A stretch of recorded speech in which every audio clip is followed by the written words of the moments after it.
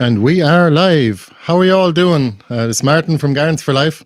Um, we are in the new year, so happy new year and have a very productive and abundant new year, a new growing season, a new start. Like they say, we do have a reset in the winter time. When we get a frost, we definitely have a clean slate, so to speak, in the garden, and we can make a new start. So mainly, I just wanted to make sure that we have enough volume on the microphone.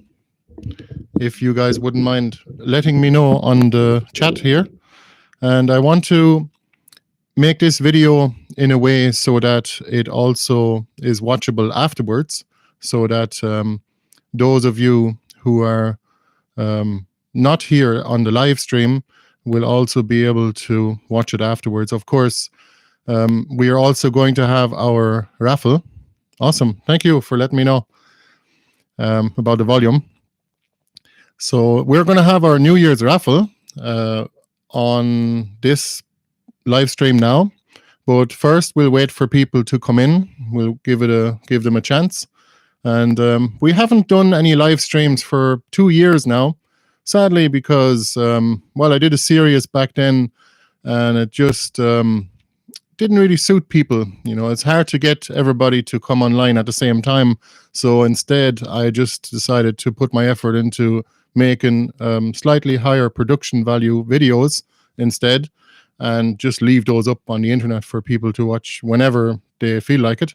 So please feel free to leave some comments, and if you are looking to ask any questions, just put those in all caps, please, or at least the first few words in all caps, so that I see them, and I'll mark those off and I'll answer those later. And you can still ask questions later on, but it's just to gather a few. So we'll start with a little bit of a recap, because I haven't done anything yet as a recap for last year, 2022. Well, it was a bit of a turbulent year, year, to say the least. We are going to have the raffle after that, once people have joined, and then we're going to do a bit of a Q&A session. So if you have any questions about no-dig gardening, or about growing food, or growing any kind of plants, or growing, for example, tuberous vegetables and that kind of thing, you know, that's what we specialize in, as many of you will undoubtedly know. And also, if you have any questions about homesteading as well, we do a lot of homesteading now, and we have been doing for years. So food preservation, for example, and keeping chickens, and backup power, and all of that kind of thing. And home brewing, of course, is also included. So if you have any questions about any of those topics, just let us know. So I'm just looking at my computer here. So as I look through all of the different news and all the different videos that we posted on our website and our YouTube channel and on our Odyssey channel, I can see that we started off fairly well. Definitely had a few different groups in as well throughout the year. We had a few different horticultural classes in, with where we just showed them the garden, just to show them what's possible in a short space of time, a relatively short space. So, I mean, even some of our gardens are only 2 years old, and some of them 3 or 4 years old. And there are others that are older, but it's just to show what can be achieved when you use the lasagna gardening, or the wood chip mulched gardening. So we'll get into that a little bit later, but it was definitely a lot of fun. We made a lot of contacts when we had people in, and hopefully we've inspired them to do no-dig gardening themselves, because it's just so much less work, of course. And haven't done a live stream in a long time. Can't say I'm nervous, just a tiny bit, but at the same time, it's hard to keep it going. So hopefully we'll make it entertaining enough for you to hang on, and we'll get to the raffle as well. So last year was definitely still a productive year, although there was a few setbacks, including myself actually breaking a bone in my shoulder, which definitely slowed me down for 2 to 3 months. But I was back in action in the late summer, so I missed the entire beginning of the summer, basically May, June, July.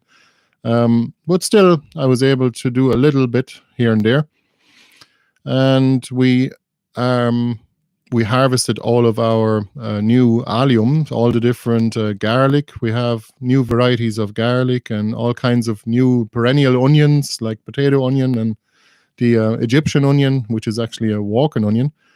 So that was in late summer, and we also got in a fella with a digger to work on our back garden, and we finally are using that space which we hadn't been using because we had other plans for it for the time being. But we made another garden, which you can find the making of video of on our YouTube channel or on our website as well. It's just called No Dig Gardening with a Digger. How we started our new garden. So it's quite interesting, I thought, and we just planted it up. It took 6 weeks in total, but 2 weeks to make it, and 2 weeks preparation, 2 weeks to make the garden itself, and another 2 weeks to plant it up. And then after that, we basically didn't have to do much maintenance other than pull the odd weed or grass out of the ground because it was still in establishment at that point. So that said, we also made a no-dig gardening course last year as well. Finally, we got around to it, but it's not quite finished yet, but it's already available on our website. Most of the lessons are already uploaded. And we also made some videos about homesteading last year. So in autumn, we actually got into got a bit more practice at some of the aspects of homesteading. For example, waxing cheese, which was actually something that was very new to us. But we like to learn new skills, and we like to get good at them. Like they say, what is it? A beginner practices until they're good enough at it not to fail. But no, I don't remember how that saying goes. Sorry. We also did some videos on home brewing as well, and some homesteading workshop days as well. So all of those things were new to us. We were new to giving those kind of workshops, and they were all a great success. We also went to the Athlone Apple Day last year. So definitely quite a productive year. And then in late winter, it was actually quite mild for our winters here in the Midlands of Ireland. For those of you who are not from this country, from Ireland, or even from the British Isles or Europe, I know some of you are from all over the world. We had a very mild winter with almost no frost until pretty much the first week of December, which is very unusual, and that means our tubers didn't actually finish. Like, all of our perennial vegetables weren't quite ready to harvest yet until a little bit later in December, and then we had a hard frost and the ground was completely frozen for about a week or 10 days. And and then the old Atlantic rain came back. So we'll just hang in there now to see if anyone else wants to join. For those of you who just joined, how are you doing? Good evening. And we're just talking about just a little bit of a recap of what we did here at Gardens for Life and Birdland Cottage last year in 2022. I must actually make up a bit of a video collage or a bit of a compilation at some stage. It's just quite a bit of work, and just things are a little bit too busy at the moment. We're still working on getting all of those orders out, all the orders from our website, from you guys. And I'd like to take this opportunity to say thank you very much for supporting us, for those of you who actually order things from us, like cuttings and things like that, and tubers and plants.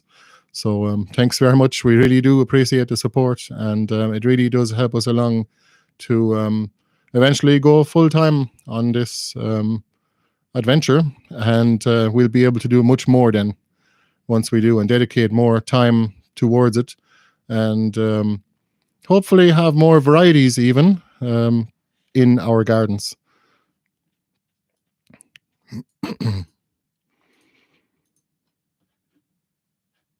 We do actually also have a video on our website. If you haven't seen it, that's actually the latest video there. Well, the second last video, when everything was actually frozen out there in our garden completely.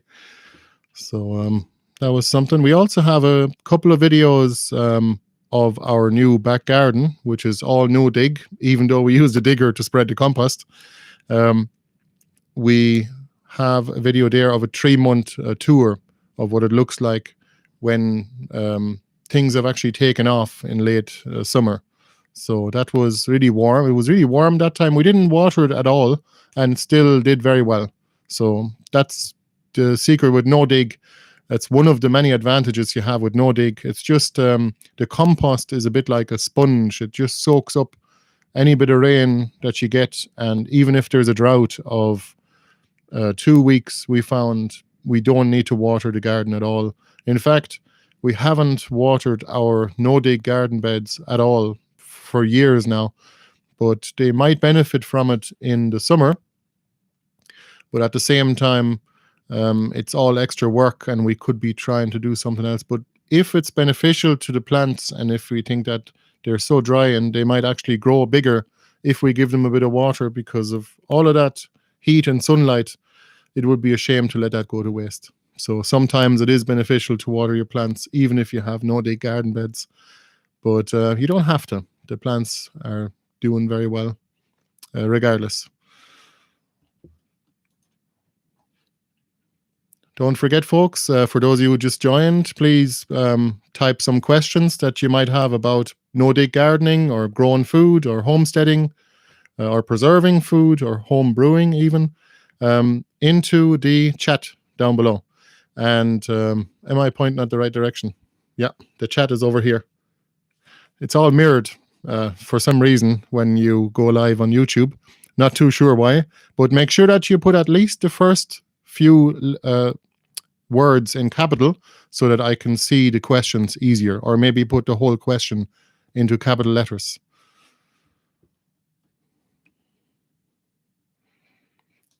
So what we'll do is I'll run through the questions afterwards and we'll just draw the raffle. And we want to make sure this video is something that people can watch afterwards too, for those that can't be here live on the live stream, basically.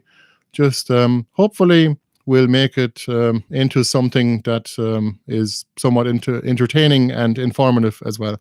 I know the webcam is awful high up on the screen here, so it's kind of hard for me to keep looking up there while I'm looking at my screen. So we're going to do the raffle now. So for those of you who participated, your name is in here now on a bit of paper. And by the way, oh yeah, Bianca is here too, my wife. And sorry, Bianca, I forgot to bring a hat to the studio. By the way, this is Bianca's studio, this space here. And it's a brilliant space. It's a birdland. It's actually a part of a birdland cottage. And this is actually a picture of Bianca. And we'll put Bianca, feel free to put a link to your website on the chat if people want to have a look at it. And what we'll do is we'll just give them a good old mix. We used to do all the raffles that we did before with a random number generator using on Google, actually, out of all places. And that worked very well, but I thought having a bit of a live session would be a bit more exciting for all those involved. And we could actually also maybe connect to one another and create a bit of community and maybe answer some questions at the same time and make a bit of video content, of course. So let's have a look. Oh yeah, what are we gonna raffle off first? We are going to start off with our 4 €50 vouchers for our online shop. So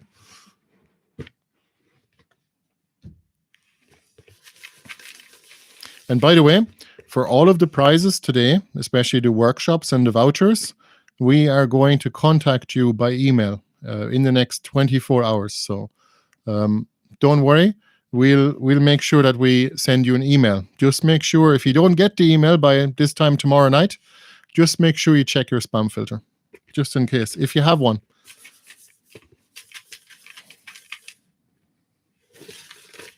Now, I mixed them through very well. So for a €50 voucher,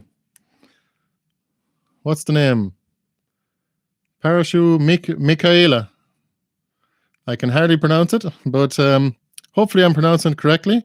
Michaela Parashivo. Well done. That's the first one. And by the way, members of Gardens for Life actually got to take part in this raffle for free, while I gave one free ticket to each member. So if you want to become a member and support the work we do, you can go to our shop and just find the members page. So there's a yellow icon there in our shop and you'll find it there. Or you can just go to gardensforlife.ie/members. Now, I'm not looking. What's the next name? Eileen Mason is the name. Congratulations, you've won a €50 voucher. And we'll do one more for a €50 voucher. Actually, we have two more to give away, but we'll keep one until all the way to the end, just for the crack, for the fun. Now let's see. Adrian Harper. Congratulations, Adrian. You have won a €50 voucher. Now, let me have a look. I will check the comments after the raffle now, and especially for questions, so I'm going to answer those afterwards. Again, if you've just joined real quick, please do ask me any questions you might have about no-dig gardening or growing food or preserving food or homesteading in the comments. Just make sure you put them in capital letters, or at least the first few anyway. So we're going to have the next prize is going to be 2 tickets to our homesteading workshop day. Now, if it doesn't suit you for the one coming up, we have one actually coming up this Sunday here in Roscommon. If that doesn't suit you, there'll be another one. Usually once a month, we'll probably try to host those. And you can just use your voucher for a later date as well. So the homesteading workshop days, there is more details on the page on our website. You can participate in all of the workshops by buying a ticket, and it's 6 workshops all in one day, which is about 5 hours. And the first one will be growing food in a no-dig garden, which is our speciality, as some of you will know. And food preserving, like canning, storing food, and cheese waxing. And we're getting into drying now as well. We have some drying racks and some vacuum sealing as well. And we'd like to get a freeze dryer eventually, but that's down the line a little bit. Keeping chickens for egg production, herbal remedies, backup power, solar generators, and batteries and lights, home brewing, beer, cider, and wine. So that's the homesteading workshop day. And we have always got dates available on our website if you're interested. So now the next draw is going to win a double ticket or 2 tickets to the homesteading workshop day.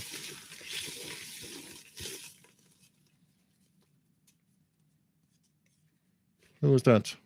Veronica Griffin. Congratulations. And we have another one. We have another double ticket available. I'm going to draw the next name for it. This is again for the homesteading workshop day. I'm trying not to look. Oh. Mary Gillen. Congratulations. Now, the next prize is going to be lifetime access to our no-dig gardening course on our website. So that's to the value of €69.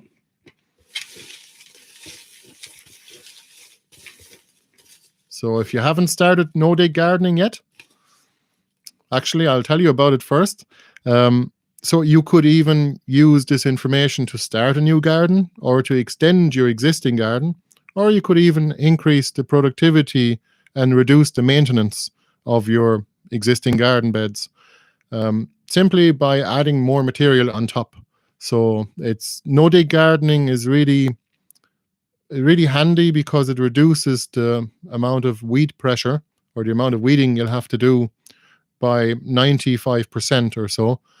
In our experience anyway, as long as you don't have any weeds or grasses going to seed next to your garden. But the important thing is to not dig the soil and not plow the ground, because you don't want to bring all of those old weed seeds that are laying dormant underneath the soil surface. If you bring those to the top, they're going to germinate, of course, when the conditions are right. And that's how you grow more weeds and grasses. So you're only actually creating more work for yourself by doing back-breaking work in the first place. As Paul Gauci always used to say, we try hard to fail. And I cannot agree more.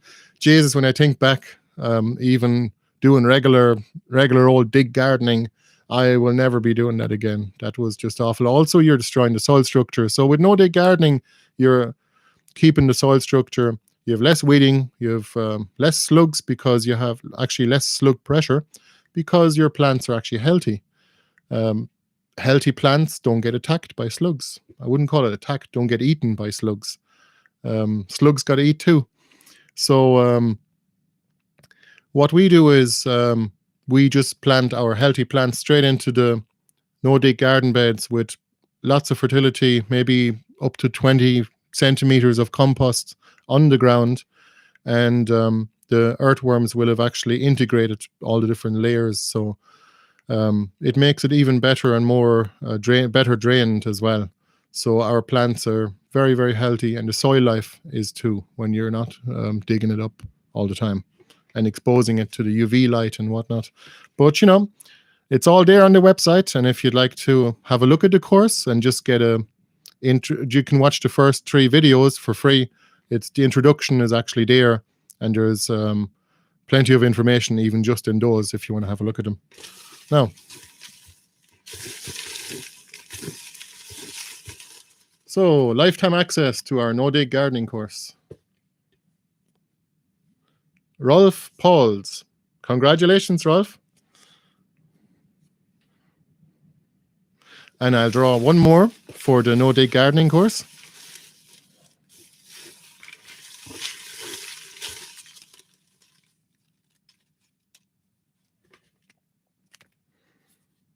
Scotty Barnett. Congratulations, Scotty. I believe you're in America, aren't you? As far away as that. Hopefully you're watching this today now. You'll be delighted, I'd say. And we have 2 times 2 tickets for our walk and talk farm tour, which is happening regularly enough throughout the year. So again, if you can't come at the end of this month, which is on the 29th of January, 2023, we have a tour planned of our gardens. So for those of you who were at our homesteading workshop days before, I know some of you actually asked me about a farm walk, and those are available now. So we're giving away 2 times 2 tickets to the value of $75 per pair. Now, for the walk and talk farm tour.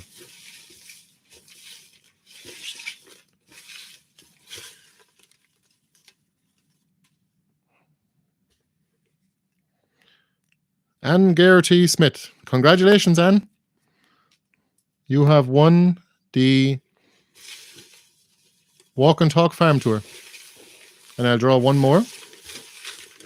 We have some books coming up too.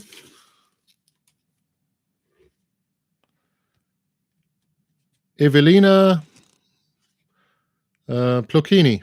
Hopefully I'm pronouncing that somewhat correctly. Congratulations, you've won a farm tour as well. Now, what we'll do now is we have one more €50 voucher to give away. So what we'll do is we'll just do the books first, and then we'll do the voucher.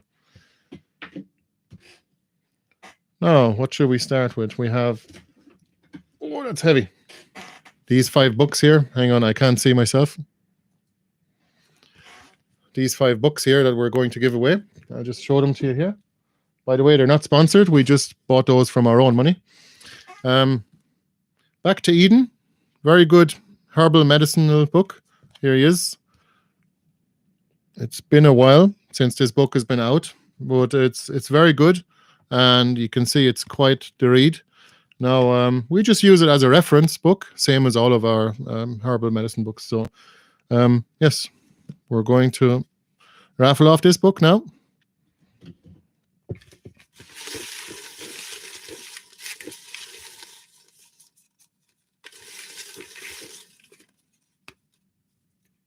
Oops, I'll put that back in. Sasha Stennett. Congratulations, Sasha. You've won this book.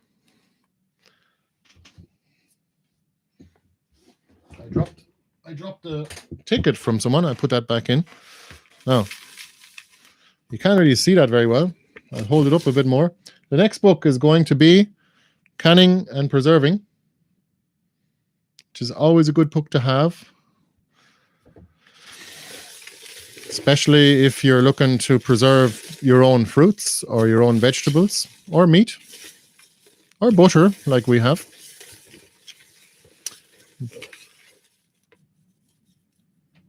Now, Kevin O'Donnell, congratulations. Next book, a bit of a milestone book actually, Gaia's Garden. Toby Hemingway, unfortunately, passed away a few years ago now, but he left a legacy of permaculture knowledge, and Gaia's Garden is all about small-scale permaculture. And you can see there's, get the lighting, there's all kinds of information in this book and lots of pictures. Really good book to have.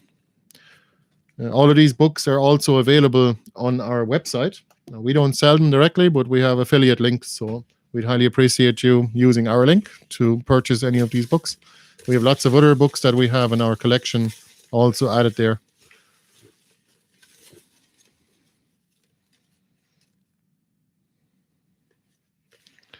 Kevin O'Donnell, again. Yep. Two times. Cheers. You've won 2 books now.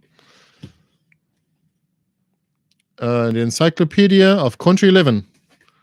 Quite a book, actually. This is the one that people usually choose when we do a raffle we do a free raffle at our homesteading workshop day, and we let people, the top 2 winners can actually pick a book from a table where we have some spare books, and you can see it's also definitely quite the essential book, and there's everything is in it. It's like a big John Seymour encyclopedia. But there is drawings in it too, but there is a lot of good information in this book, and it's really highly sought after. So hopefully someone from America doesn't win this book, because it might actually cost too much to send it to in the post. But let's see.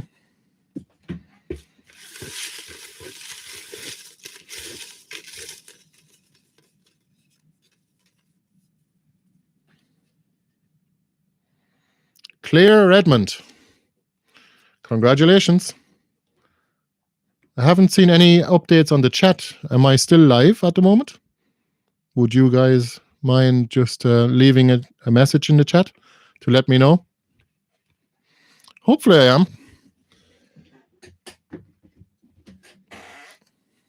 Great, thank you. Just checking, because you're all being very quiet there. Sitting back and hoping for the best, I suppose, for those of you who bought tickets for the raffle. Right, thank you. Thanks, everybody. So here's the last book that we have for raffling off. This is the Encyclopedia of Herbal Medicine from DK. Again, these books aren't sponsored. We just have these books in our own collection, and we like to buy spares to give away to people or to raffle them off. And we just love this book. This book is great. I mean, some of the older books are good too, but maybe you can see that there. I mean, you can. Let me see here if I can find a. There's all kinds of different plants in here. Even some of them. Look, you can just see there. That's kind of the layout, and you can see the active constituents and what to do and how to grow them and all that kind of thing. Just the basics on each plant. I think there's 500 plants in it. So let's see who's going to win it.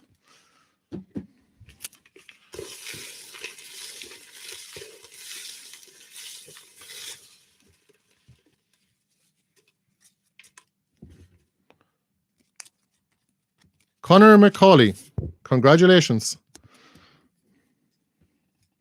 You have won the Encyclopedia of Medical or Herbal Medicine. So we have one more prize, and that is the another €50 voucher for our website. So this is the last prize now of the night.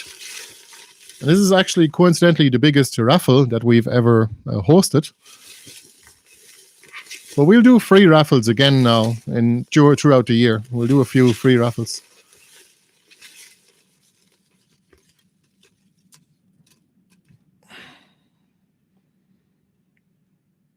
Oh, Rolf Pauls. Congratulations, Rolf. You've won a €50 voucher for our website.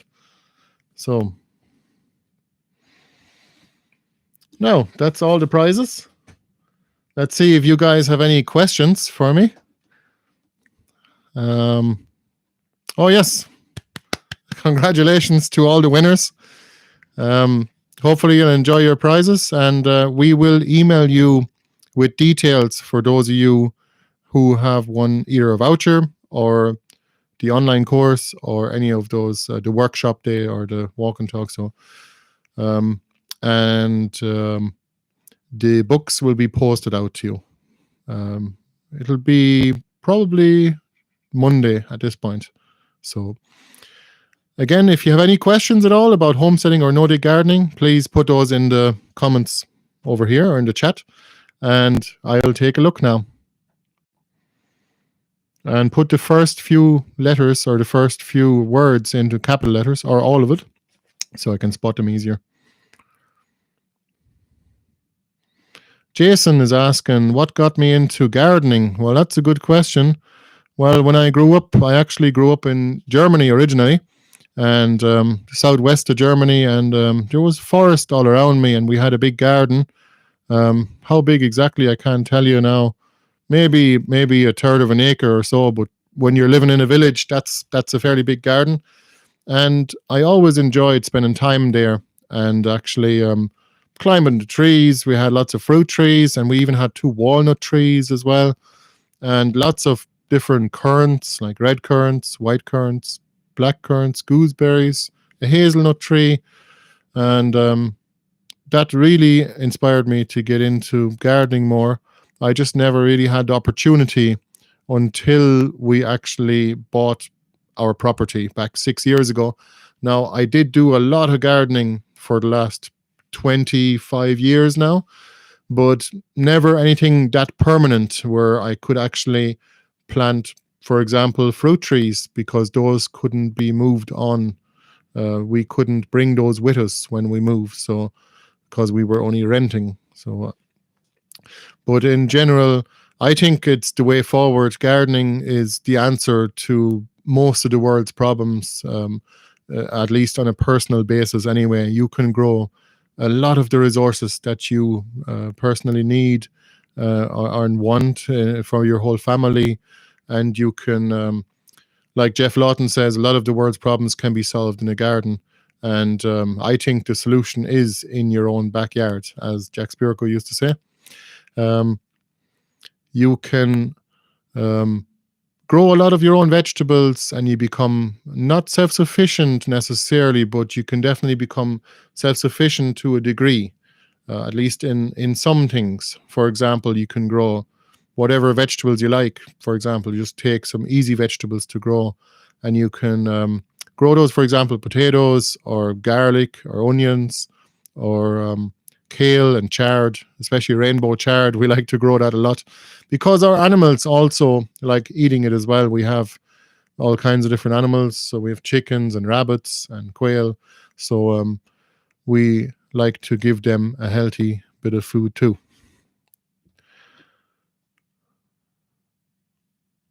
Now, what other questions have we got? And let me know if you have any other questions. I mean, we'll keep going here for a few more minutes anyway, at least. Let me have a look here.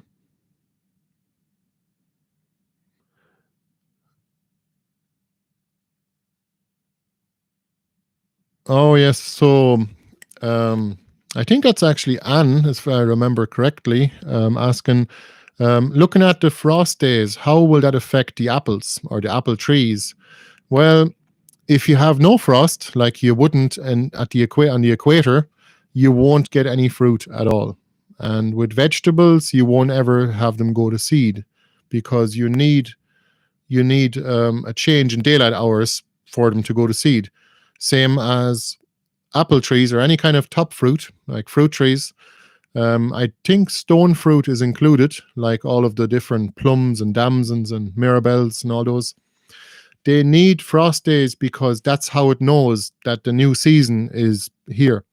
They are not photosensitive, as far as I know. They're more tuned in to the temperature of the surroundings. And once there is a certain amount of frost, like you say there, 40 days of frost, I don't think you need 40 days of minus temperatures. But it is possible that you do. You don't need those in a row, I don't think either. So if it's cold enough, they will definitely bear fruit. They will prepare to bear fruit by creating the blossoms. But if there is a late frost, that could freeze the blossoms. In of itself, that's not a problem. But the way you lose all your blossoms and therefore consecutively your fruit for the year is if they freeze, if the blossoms or the flowers freeze on your apple trees or all your fruit trees, and then if the sun hits them in the morning, then they thaw too quickly and that bursts the cell walls. So the trouble with that is, your blossoms are just going to fall off the tree then at that stage, and that's okay. Sometimes last year, for example, not actually, we're now in a new year, of course. The year before last year, 21, we had no apples at all, and we have quite a few apple trees around our land and in different microclimates too, and we didn't get any apples at all, hardly, in 21. But last year in 22, we had therefore a flood of apples. We had way more apples than we ever had before. That's because the trees actually took a break for a year. Sometimes fruit trees and nut trees especially take a break for a year or two. Even oak trees are known, and other nut trees too, in nature, if they're not a cultivar or anything like that, or if they're not a grafted tree as such, they are known to take a break for a year or two, and maybe even sometimes 3 years, just to gather energy. And when it has enough energy stored, it actually makes its nuts. And it's nut trees and fruit trees too are trying to bear as much fruit as possible in one go, so that some of those nuts are actually forgotten by the squirrels when the squirrels dig them into the ground. Same as the fruits. It's just the way that trees actually function with their reproductive cycles. So I think we're going to have a great year for fruit next year, or this year, I should say, as long as we don't have any late frosts, like in May, for example. It can happen. We even had a fairly deep frost in early June there, in some places in Ireland, especially poor old Bullon Ark in Loughrea. Unfortunately, had quite the frost in June, and it took out some of their pumpkins, but they did come back afterwards. But it definitely stalled them a little bit. Let me have a look here and see if you have any other questions. How many raspberry trees or how many raspberry plants would you need for a 10-meter row?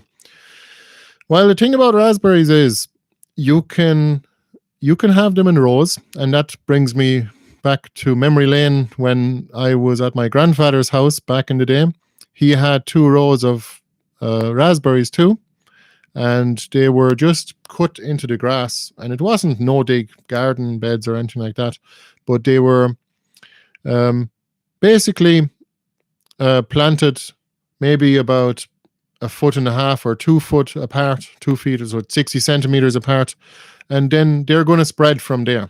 So raspberries actually spread with underground suckers. So if you want to keep them in a confined space, you have to put in a root barrier.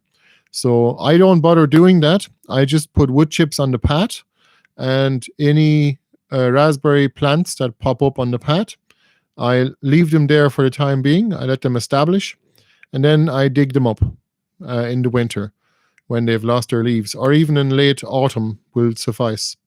Like in November, for example, and thereafter, you can dig up any raspberry plants that you that are in the way, basically, that are grown on the path. But if you want to put down a root barrier, it's quite a lot of work, and we've used tiles in the past, and it's just not worthwhile, really. Especially because you can always just mulch the area around it, and then you have more raspberry plants that you can either give to people or pot up and use elsewhere.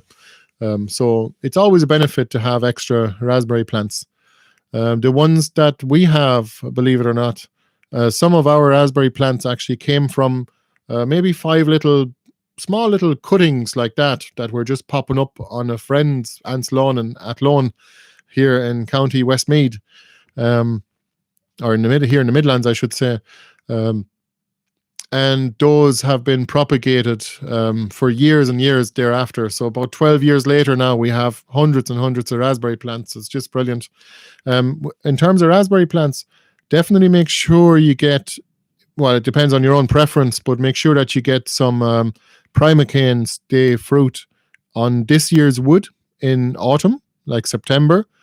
And they also fruit on the same wood again in early summer next year. So after that, then you can cut the wood out. Other normal raspberry varieties, I suppose, would only fruit once, and that is in the second year. Same as all of the currants as well. Black currants, red currants, and gooseberries too. They always fruit on the second year wood. And if the wood gets too old, just cut it out altogether. I know it's a bit of a sacrifice to cut out a big branch out of a berry bush, but trust me, you're actually better off. So and you can always take those as cuttings and stick them in the ground elsewhere, and you'll have more plants then afterwards. So they're very easy to grow from cutting. Raspberries not so easy. You'd need to kind of take the root up and then propagate it from there. But as I said, maybe 2 foot apart, maybe 3, but they'll fill in the spaces anyway as they go. So let's see here. Did we have any other questions? Let me have a look. You can grow potatoes in a no-dig garden bed. We have a video of that on our YouTube channel.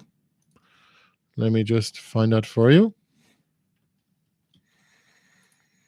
We have grown potatoes very successfully. Hang on. There's a video link for our no-dig potato video. And it's so easy to dig them up too. It's the most satisfying of all of the jobs in the garden. You just pull the plant up. If it hasn't wilted or withered too far, you can actually pull the whole plant up with all the potatoes hanging off it. You'll see it in the thumbnail of the video straight away. Let me see. And of course, they are in pretty good condition too. because the soil is very well drained, the compost that's on the no-dig garden bed, especially because you haven't disturbed all of the worm channels and all of those tap-rooted plants that have left, all those little elevator shafts that tap-rooted plants left over the last 100 years, basically, before we actually established our no-dig garden beds on that soil. So there's very good drainage, especially if you don't plow or dig the ground or turn it. Now, let me have a look here. Remember to put questions in capital letters, please, if you don't mind. Let me see. I'll take one more here. So, how long after planting the raspberries does it take for plants to start popping up from the roots? 1 year. Usually, it takes a year to establish any plant, really. And once it has a root system, a good, strong root system, it will make new plants. It will basically look to expand. And it's not a problem if you are planting your raspberries in a no-dig garden bed, because you can easily take them up even without garden tools or a shovel. The extra plants, it's fine if they grow, as long as you're not completely in the way. But we usually just let them grow and we just take them up next winter and we use them elsewhere. Or sometimes we just plant them elsewhere or pot them up, for example.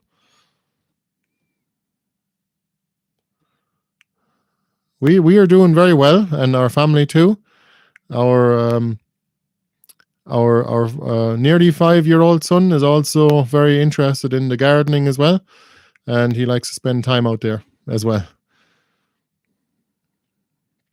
Thick gloves, well, maybe for the nettles and for the blackberries, but raspberries, if you have a cultivar of like a good variety of raspberries, they shouldn't be too spiky.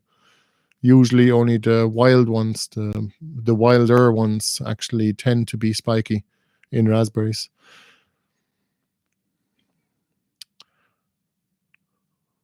All right. Well, if nobody else has any questions now, especially about homesteading, we'll leave it at that. And if anyone's interested, we'll do another live session like this, all about homesteading. And please do join us. I will announce it on our website. And if you haven't joined our mailing list, we can give you a link to subscribe. It's free to subscribe, and we send out about 1 email a week with whatever is new. I'll put the link into the comments there. Thanks, everyone, for participating, and thanks for joining us and for tuning in. All the best.